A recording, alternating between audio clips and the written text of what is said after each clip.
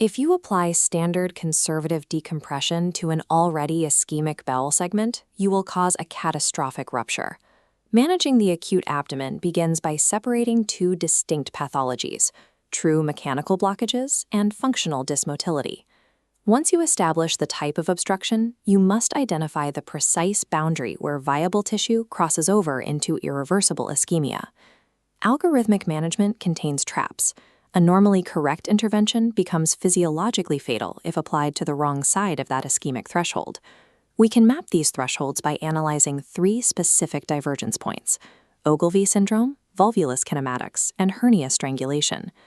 Preventing iatrogenic mortality requires mastering these specific contraindications rather than blindly following standard protocols.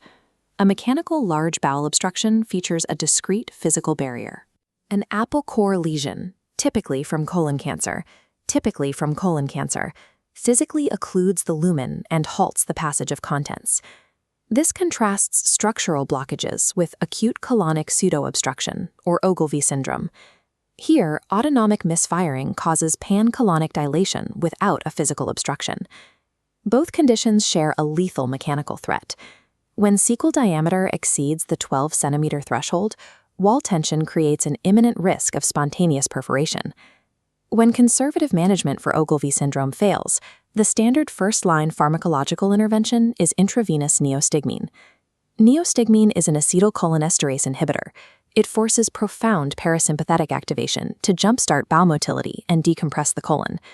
This profound parasympathetic surge creates strict contraindications.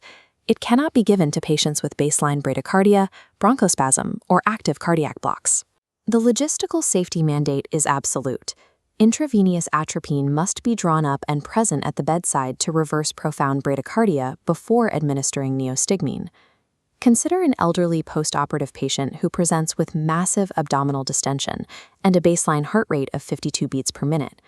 The baseline bradycardia immediately disqualifies the standard neostigmine pathway. The parasympathetic activation would likely induce a fatal cardiac arrest. Because pharmacotherapy is a fatal trap in this specific presentation, the clinician must pivot immediately to endoscopic colonic decompression to prevent the cecum from rupturing. Volvulus presents a purely kinematic problem. The bowel twists around its own mesenteric axis, choking off its blood supply.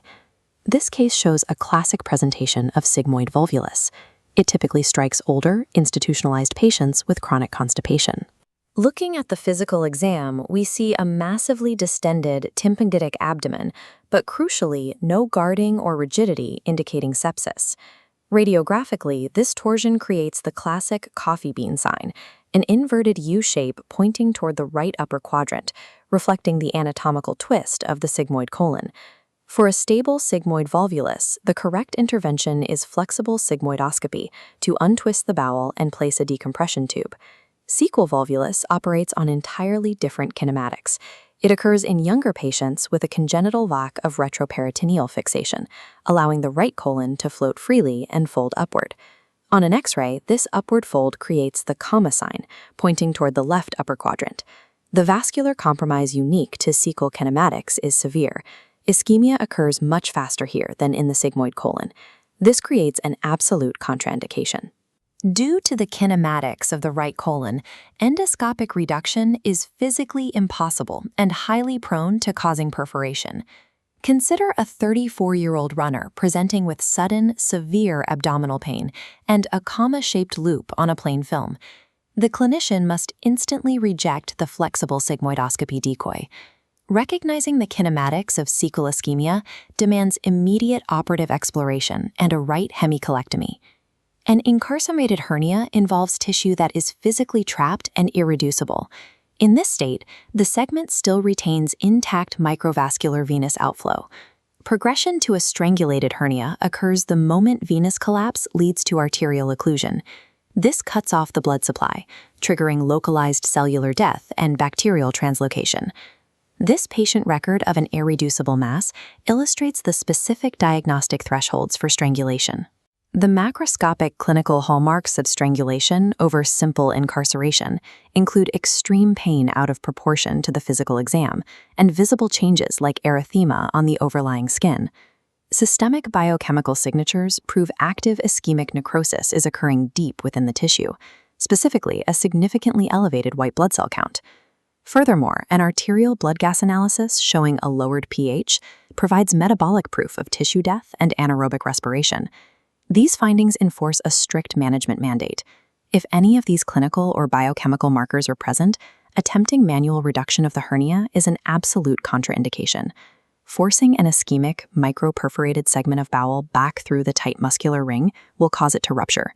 This action bypasses the body's natural compartmentalization, precipitating instant, catastrophic bacterial peritonitis and septic shock. The presence of high white counts, acidosis, or erythema demands an immediate pivot to emergent surgical exploration and bowel resection. The window for conservative bedside reduction is permanently closed. We can catalog these 3 absolute surgical parameters into a decision matrix of rules that cannot be broken. First, never administer neostigmine for pseudoobstruction without baseline rhythm strips and bedside atropine. Second, never attempt endoscopic detorsion on a right-sided sequel volvulus. Third, never manually reduce a hernia if biochemical markers of ischemia are present. Consider this ultimate integrative case. An 82-year-old patient presents with a massively distended abdomen, a 13-centimeter cecum, and severe concurrent cardiac disease featuring a second-degree AV block. Imaging confirms Ogilvie syndrome, and the 13-centimeter diameter dictates immediate decompression. The AV block absolutely vetoes pharmacotherapy.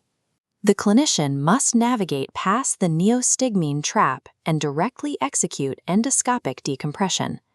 In the high-stakes environment of the acute abdomen, true expertise relies on recognizing the physiological limits of the patient. Mastering the exceptions to the algorithm prevents iatrogenic mortality.